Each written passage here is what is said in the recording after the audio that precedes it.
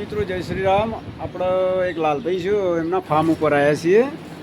હવે એમના જોડે ગીર ગાયો છે અને ગીર ગાયોની સાથે સાથે જીવામૃત અને પ્રાકૃતિક ખેતી માટેનું એક કામ કરું।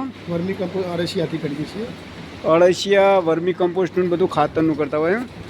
જોયો અળસિયા આ કયું ખાતર કહેવાય? Vermi compost. આ વર્મી કમ્પોસ્ટ અળસિયા દ્વારા ઉત્પન્ન કરેલું ખાતર છે। અળસિયો દ્વારા ઉત્પન્ન કરેલું ખાતર।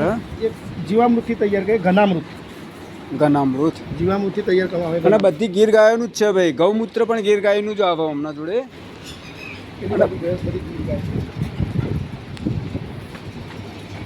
અને આ કયું ખાતર કહેવાય? આ ઘનામૃત, આ જીવામૃતથી તૈયાર કરવામાં આવે ઘનામૃત। આ જીવામૃતથી તૈયાર કરવામાં આવેલું ઘનામૃત છે। એટલે એકદમ કાળું થઈ જાય તારે એર્યું વાપરવા લાયક થઈ જાય। એટલે આ તો ચાની ભૂકી જેવું બની જાય। બરાબર।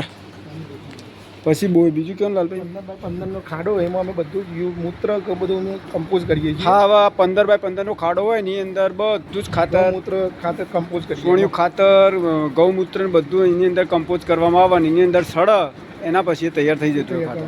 1000 લીટરની ટોકીમાં ઘઉં કૂપા અમૃતમ છે। હા, અને એક 1000 લીટરની જે ટોકી ને એની અંદર શું હા? ઘઉં કૂપા અમૃતમ। ગૌ કૃપા અમૃતમ ગોપાલભાઈ સુતરિયા દ્વારા ઉત્પન્ન કરવામાં આવ્યું છે। બરાબર। ઘઉં કૂપા અમૃતમ છે।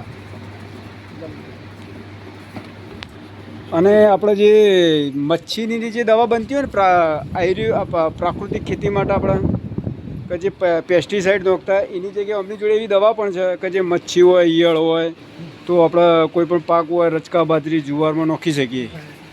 આ બધું ગૌમૂત્રમાંથી બનેલું છે। મિત્રો જય શ્રી રામ।